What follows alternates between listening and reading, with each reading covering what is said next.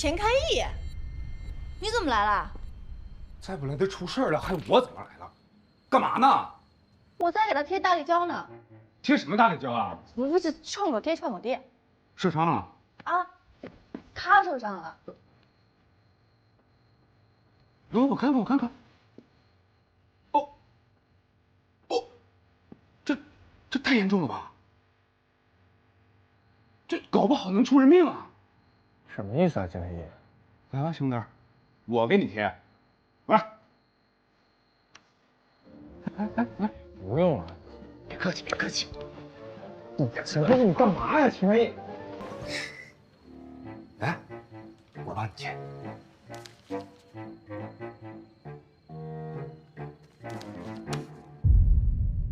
钱开义，这是干嘛呢？丽丽不在家，你只有火狼环伺了，我怕你一个人住我危险，所以这2天呢，我就来陪陪你。丽丽去找你了？对。哎，其实丽丽啊，挺关心你的，她就是这2天闹点情绪，过2天就回来了。所以这2天呢，就由我来守护你。你守护我干嘛？你一点防范的意识都没有啊！你这附近，这多危险啊！我看你才是最大的危险，别折腾了，回家好不好？我要休息了。你先去睡吧，你不用管我。随便你。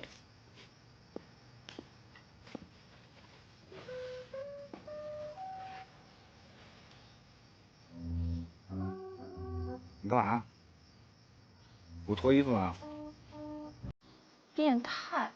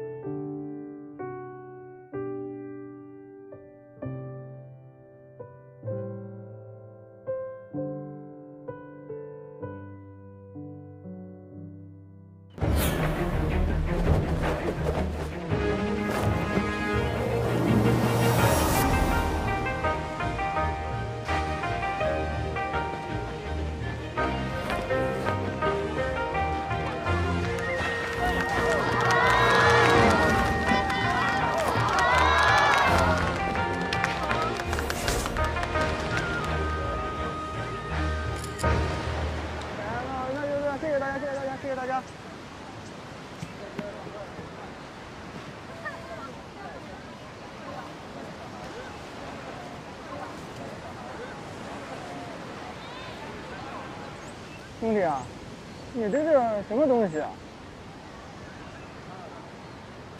我想，这是我的归宿吧。我把我的灵魂放在里面了。红衣大海吗？哦，我看出来了，是条鱼的形状。你领悟到了啊！我想涨潮的时候，大海就把我带走了。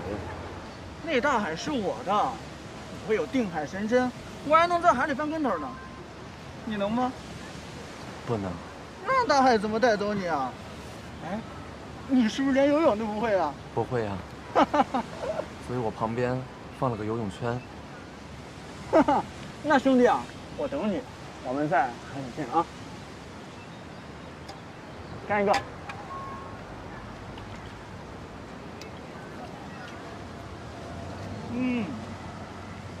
哎，兄弟啊，我们纪念一下嘛，来拍张照。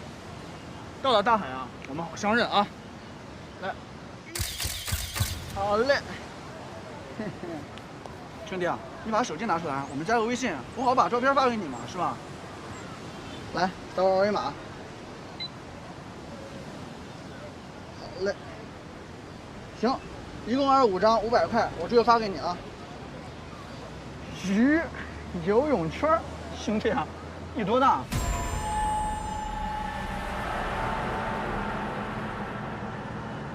行，没事，那我先走了。之前我帮你喝了吧？吃，还想不想啊？只有你自己强大了，你不需要得到别人的认可，一样可以活得很好。一共25张，500块。兄弟啊，你多大？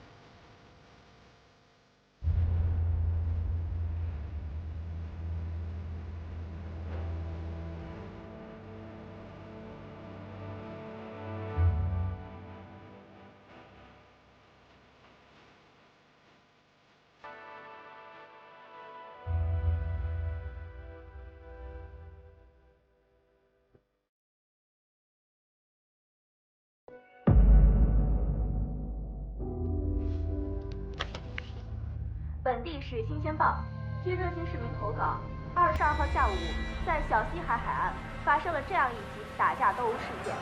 画面中的这名男子就是打架斗殴事件的主人公。该名男子手持手机棒，故意殴打扮演动画人物孙悟空的不明人士。哎，你好。该男子师傅，隔天还带去去啊？去啊，该男子走吧。中时遭受过校园师傅，你看什么呢？看打架。让我们了解一下详细内容。他有个外号叫墨鱼，因为他爱哭。那个时候，所有的人都嘲笑他、排挤他。每当有人从他身边快速经过的时候，他就会抱住自己的头。他经常受欺负，还曾有过被孤立的经历。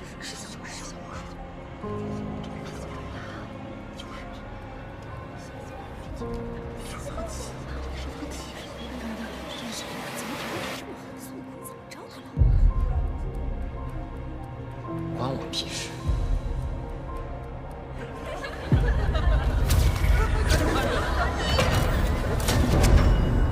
关你屁事！关你屁事！干什么呢？小莫啊，年框那个条目过完之后，关你屁事！抓紧时间交给我啊！关你屁事！你说什么？墨鱼啊，你是不是真觉得你在这里是老大？关你屁事！关你屁事！给我甩脸子啊！我请不动你这种活佛，关你屁事！关你屁事！小卢，下午就给他做交接工作，让人事给他算清。我回来之后，不希望在这个地方再见到他。关你屁事！关你屁事！从心理上来说，受到影响的个体在未来可能会表现出社交攻击行为，或者社交退缩行为，或者不表现为任何行为，只是在心理上影响该个体的情绪和感受。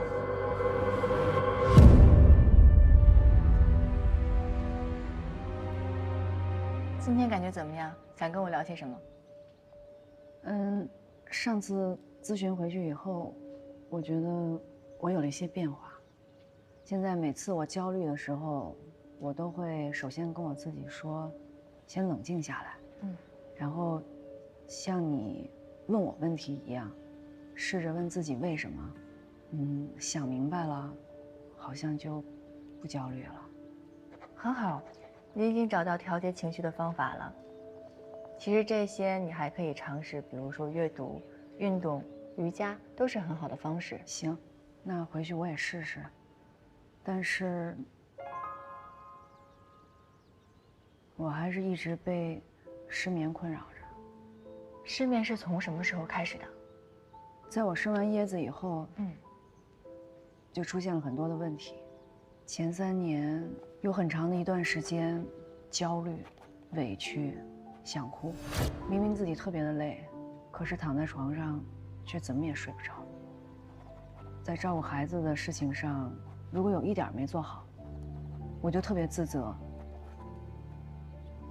觉得自己是个没用的妈妈。你第一次生完叶子以后，你觉得你生活有什么变化，会让你觉得很低落、很沮丧吗？其实，有很多的事情对我的影响都很大。我们都是这样过来的，女人不都是这么想？我们都是这样。是啊，别想太多了，休息好了，别想太多，好好休息几天就没事了。我们都是这样过来的，是这样过来的。那个时候，我在想，是不是你太作了？为什么别人都没有问题，只有我有问题呢？当你把你的想法说出来，可是大家没有给予你安慰，还有支持，所以你想压抑自己，那沮丧的心情就会越来越严重。在那个之后，其实我跟我家人的关系相处的也非常的不融洽。你怎么了？我去上个厕所。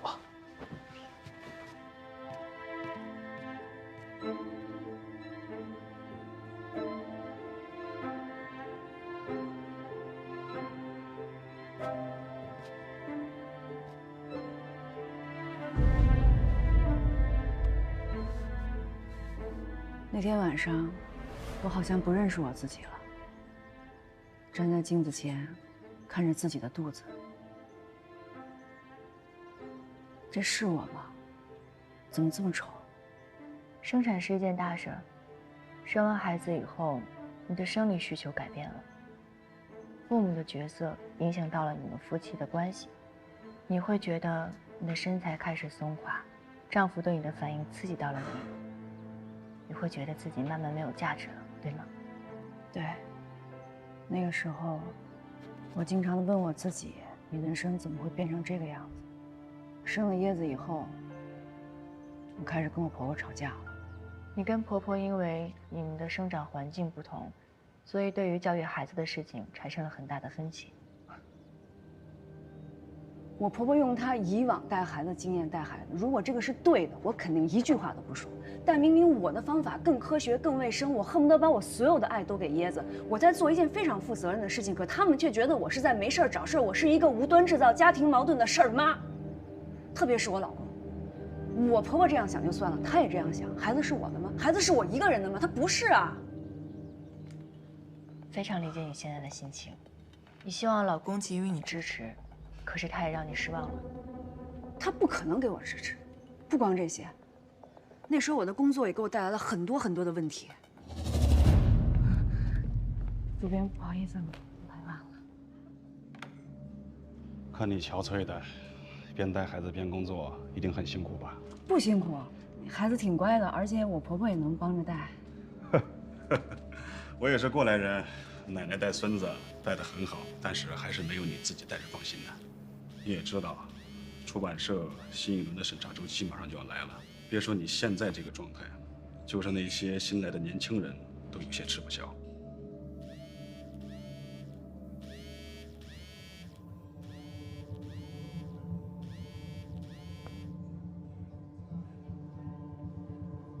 那个主编，我状态特别好，我对那个新一轮的审稿周期很有信心，而且对您说的那个尽职机会我也不想错过。有信心是好事儿，可你知道你回来的这几天出了几个岔子吗？您什么意思呀？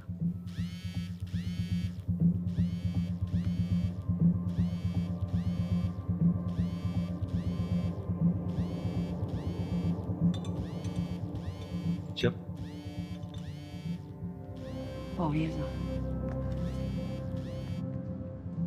喂，妈，我这正工作呢，我马上给你打过来。马上。其实吧，做一个全职妈妈也挺好的，至少可以全心全意地陪伴孩子成长，你说对吧？有时候我在想，生了孩子的女人就不配工作了吗？我真的特别的无助，但是一想起我们主编说的话也是对的，一心二用，你怎么可能做好工作？为了照顾椰子，我真的腾不出更多的精力和时间，到头来，只能说是我自己没本事。你觉得在这个时刻是最难的时候，全家人都应该支持你、爱护你，结果他们都让你失望了，没有人陪着你，这样你心情非常的委屈，非常的糟糕，对吗？贺老师，我能改变我自己吗？有什么想法吗？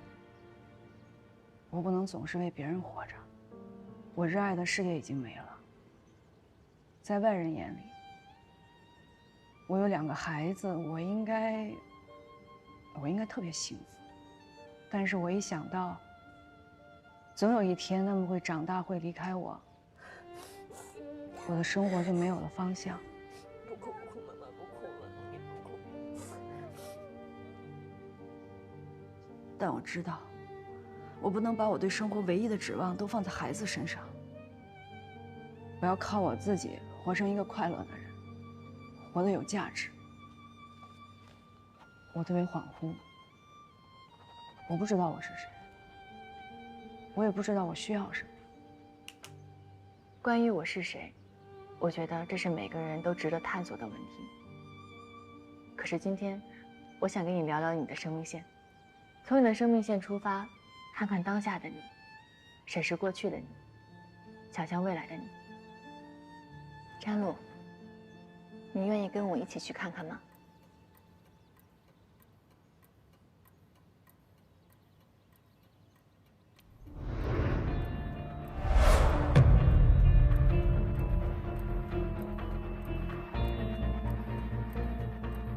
张女士，这是你当下的状态。现在你可以闭上眼睛，好好想一想，如果让你回到过去，你最想回到哪个片段？来看看我的孙子，多少次啊！要有一点，要有一点。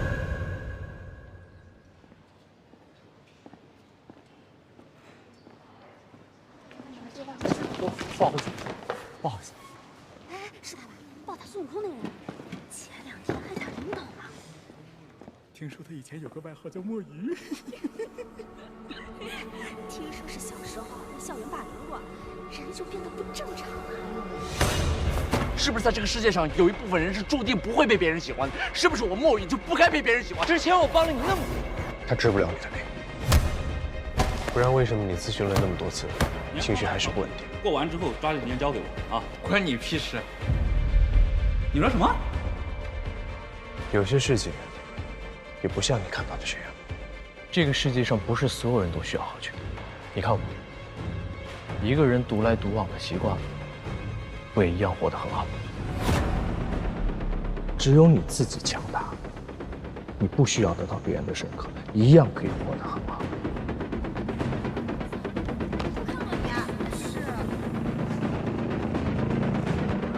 我会帮你的。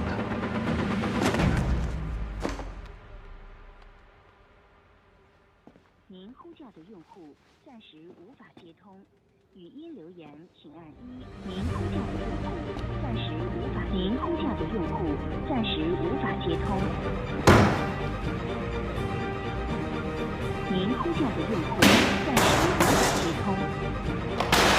您呼叫的用户暂时无法接通，语音留言请按1。想接种发送短信通知，请直接挂机。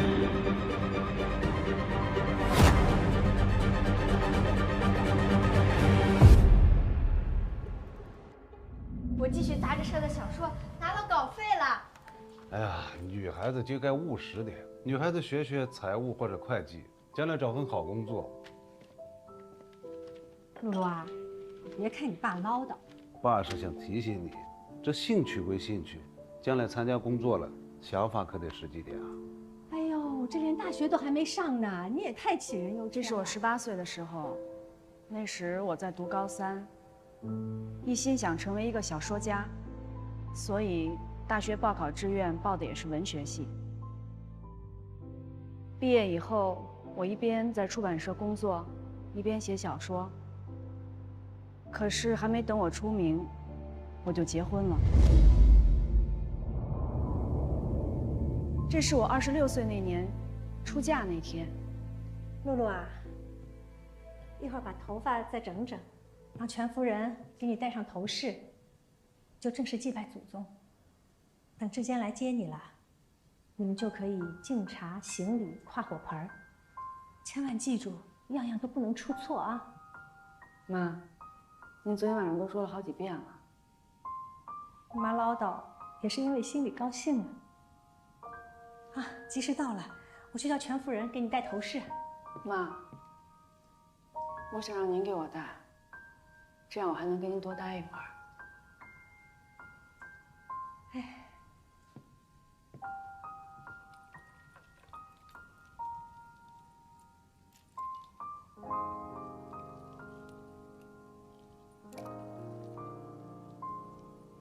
你嫁到别人家，你小时候啊，头发老打结，我就这么轻轻的一梳，你就疼得嗷嗷叫。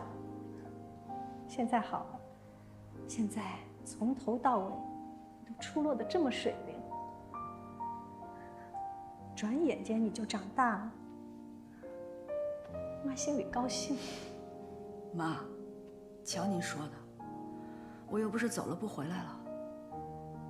妈知道，可是露露啊，你嫁到别人家，就是别人家的人了。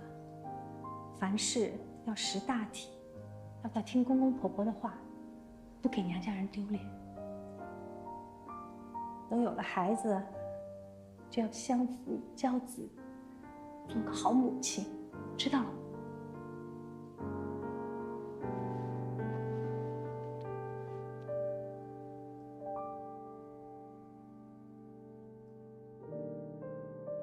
即便是结婚了，也可以继续写小说。可是真的结婚以后，发现自己的想法太天真了。怎么说呢？每天都有各种琐碎的事情要处理，自己根本没有时间静下心来钻研写作。这个时候好像是你刚刚生完女儿的时候吧？对，其实我没有想那么早要孩子，但是当时我已经28岁了，家里人也催着，就只好要了。生完孩子以后的生活是我自己没法想象的。这个时候看你的状态好像还挺好的。孩子安静的时候是挺好的，那时候的我已经被磨得没有了什么锋芒，就想着只要能把孩子照顾好，其他的事情根本不敢想。在回顾完过去以后，你有什么想说的吗？我觉得时间挺可怕的，人活久了，根本忘了自己当初想要什么。你当初想要的是什么？贺老师，我知道我想要什么了。在接下来的生活里，我想好好的照顾我的女儿和儿子，然后再找一份新的自己热爱的工作，自己赚钱，自己花，也给家里人花。我还想继续写小说。贺老师，你知道吗？这个爱好，我真的丢不下。但我想提醒你的是，其实全职妈妈也是一个值得尊重、被关爱的身份，也是一份十分珍贵的事业。如果你想要改变自己，不一定要基于否定过去的自己，我们可以从你现有的状态中找到一些解决思路和解决方法，也许这可以帮你从困境中走出来。那你能改变他们吗？你好好休息几天就没事了。不能，我改变不了他人，我也改变不了你，只有你可以改变你自己。有些时候，有些事情，不只是只有一个角度。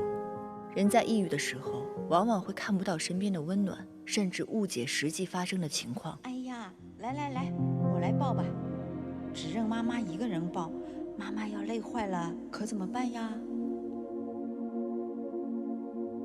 宝贝，爸爸回来了啊，陪爸爸看会儿球，让妈妈歇会儿好不好？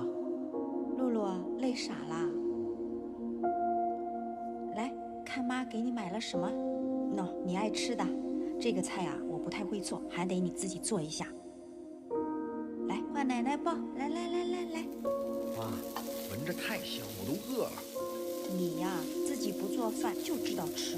露露，饭好了吗？快好了，等你接完叶子回来正好吃。好嘞，还有10分钟，看完我就马上去。在过去，我总是妈妈的女儿，老公的妻子，婆婆的儿媳，孩子的妈妈。在未来，我想成为我自己。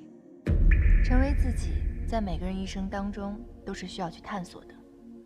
我相信你现在已经找到了你自己，你知道你在生活中扮演的角色跟角色的困惑，可你依旧不想迷失。未来，我希望有更多的时间跟你去探索自我是什么。可是，在未来成为更好的自己之前，我们还是要回归眼下的你。现在的我，没错，现在的你，依旧是婆婆的儿媳妇，丈夫的老婆，孩子的妈妈，这些都是你现在的角色。但是请你不要担心，你已经有足够的能量去面对这些了，因为你刚刚已经找到了未来的方向。相信你自己，你会做得很好。那我应该怎么做呢？你来我这里咨询，回去我跟你的老公讲了。之前跟他讲过我来这里做心理咨询。那你的老公是什么反应？一副无所谓的样子。产后抑郁这种事情，其实需要全家人的支持跟陪伴，尤其是丈夫的支持跟爱是非常重要的。其实我建议你这次回去后，你单独的跟他好好聊一聊，聊聊你们遇到的婚姻问题，还有你在咨询当中的收获。如果可以的话，你也可以考虑邀请他跟你进行夫妻治疗或家庭治疗。我可以为你推荐咨询师。他会愿意跟我去吗？你要相信你自己，也要相信你老公。其实，在一个家庭当中，夫妻双方的身心健康都一样容易受到忽视。也许这个时候，他也正在想办法怎么去改善你们的婚姻质量呢。好，我回去试试吧，试试跟他聊聊。哦，对了，何老师，我是听你们电台节目找到你们这儿的。其实我给你们打过电话，但当时我没承认。电话里孩子的哭声没有吓到你们吧？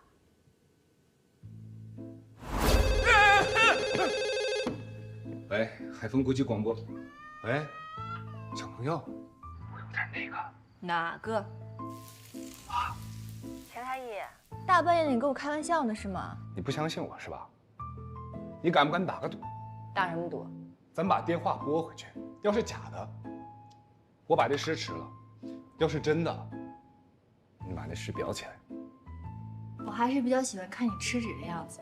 电台，你们是不是搞错了呀？我没有打过电话。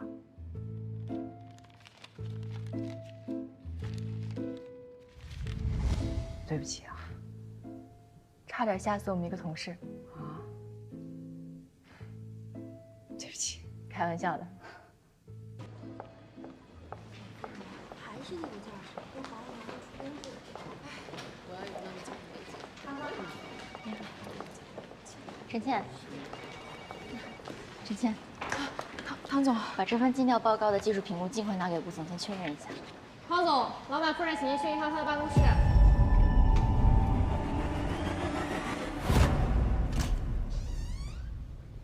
来了。对了，我给你介绍一下吧，这位呢，他是我的。你好。我是童瑶，王忠仪的老婆，也是这家公司的第2股东。我不知道怎么给老贺回复。他说什么了？他说有一个叫童瑶的人来找我，问是不是我朋友。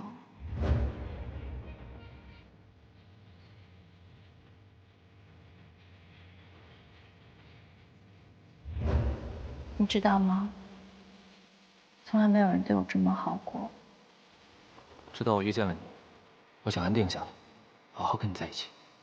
遇见你真好。我一定要给你一个最好、你最喜欢的婚礼。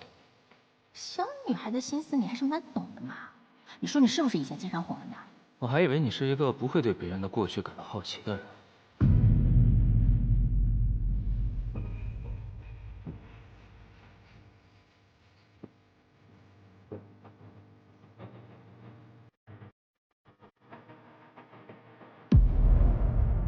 你好，唐玲。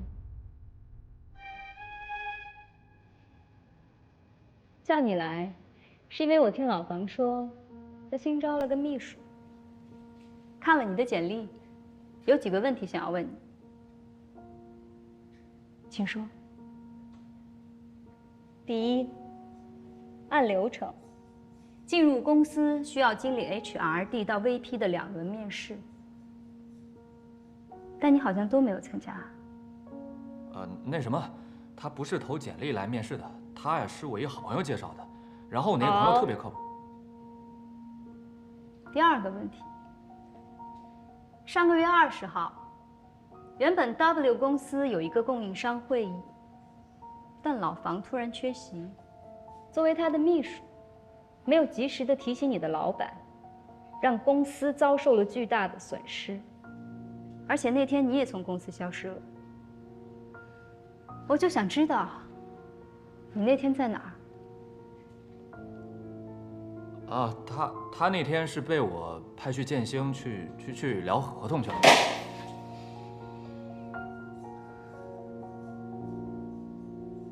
我从你的行车记录仪看到，他在你清水湾的公寓。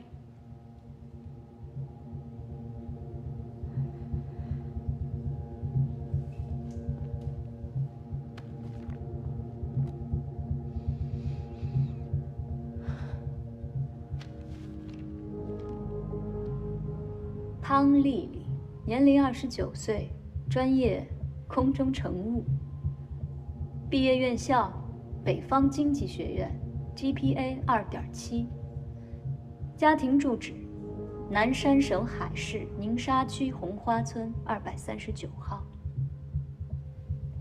以前几任的工作都只是公司的小文员，自从进了盛宇，摇身一变变成了总经理秘书。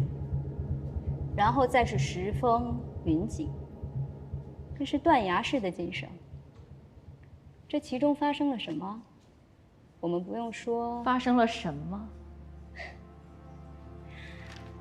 还挺倔，可以啊，老方，你这次换的是这种口味啊？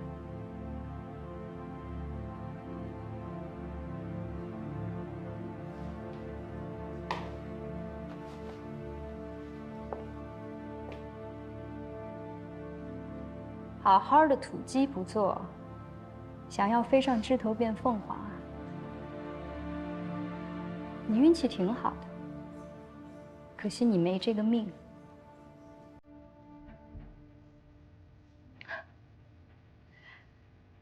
有些人就算选择土鸡，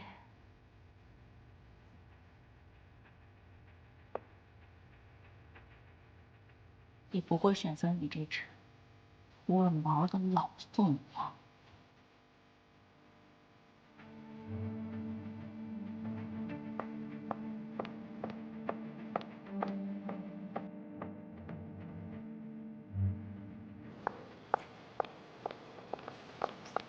汤丽，你干什么？别碰我！凤姐，你放我！你别！再说一遍，老女人，去死吧你！臭婊子！回去上班！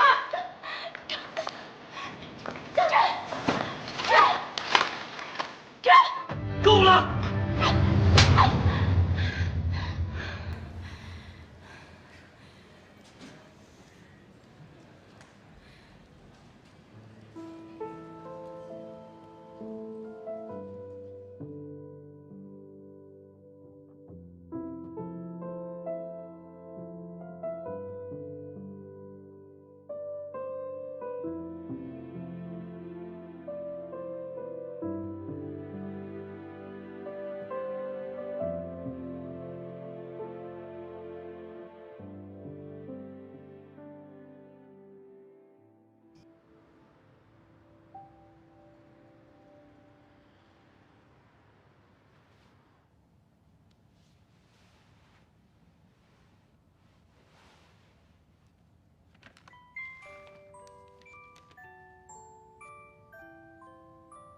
妈妈，你是世界上最厉害的妈妈。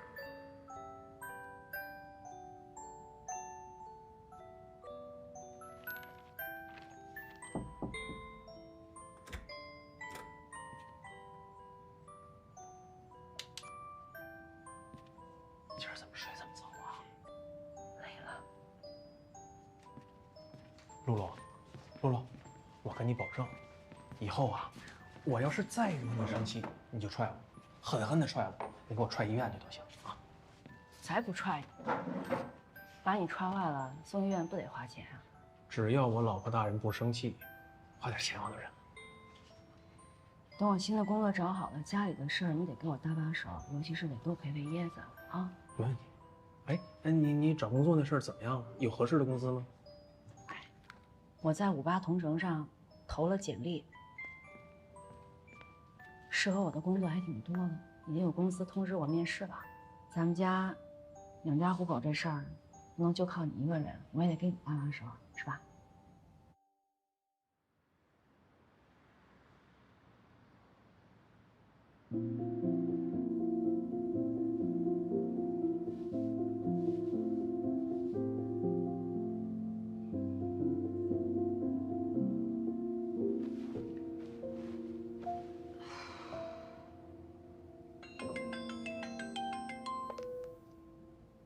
你好，詹璐。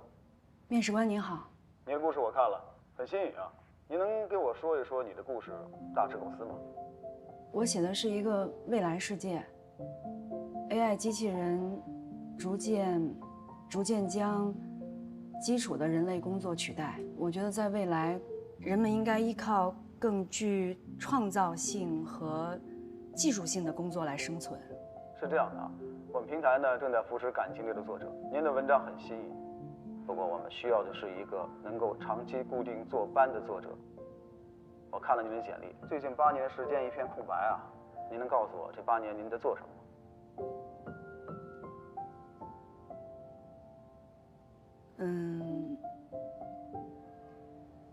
这8年里，我是一个全职的家庭主妇。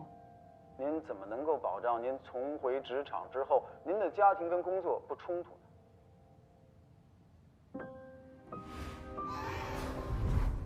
您刚才说的这个问题，其实我也考虑过。说实话，我不能保证。我觉得家庭不应该是一种负担，尤其是对内容创作领域的工作者来说，家庭环境是无可替代的养料。只有真正步入婚姻的人，才能够写好生活的一地鸡毛。我结婚以后，跟我的婆婆住在一起，生儿育女。工作、离职，这些足以改变一个女人一生的事情，我全都经历过了。所以，我觉得不应该在工作以后，将家庭抛在脑后。当然，在这8年里，我也想了很多。一开始，我被迫离职，在家待产，到怀孕后期，我的肚子越来越大。我每天只能坐着睡觉。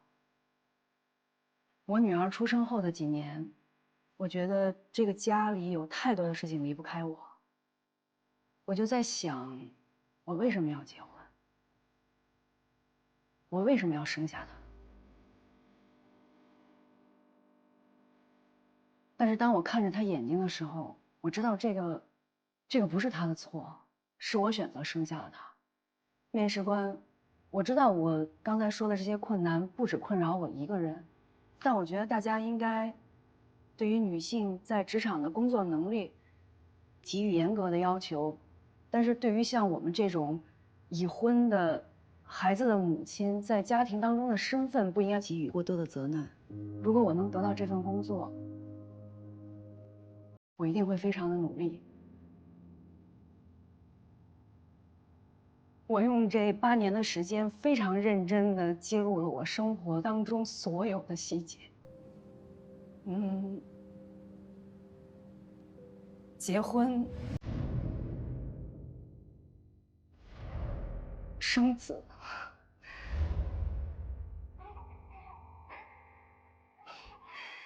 看着我的孩子一天天慢慢地长大。妈妈。啊。那我照顾你，你能不能不老啊？你要是特别乖，妈妈就不会老。这些对我来说都是非常非常宝贵的创作的素材。我希望我能重新拿起8年前我放下的那支笔，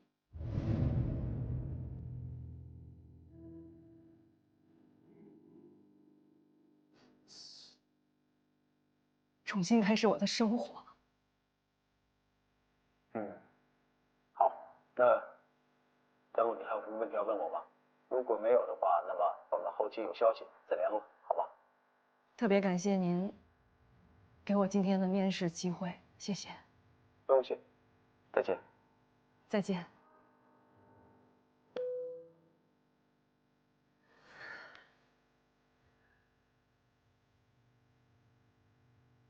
面试好啦，哎，妈，去给妈妈抱抱啊！来给我吧。来，豆豆。结果怎么样啦？露露啊，妈跟你说啊，这工作的事情啊，咱们不着急，慢慢来，一次不行就2次、3次。现在豆豆啊断奶了，我也能帮着带带，咱们啊有的是时间，还怕找不到好工作呀。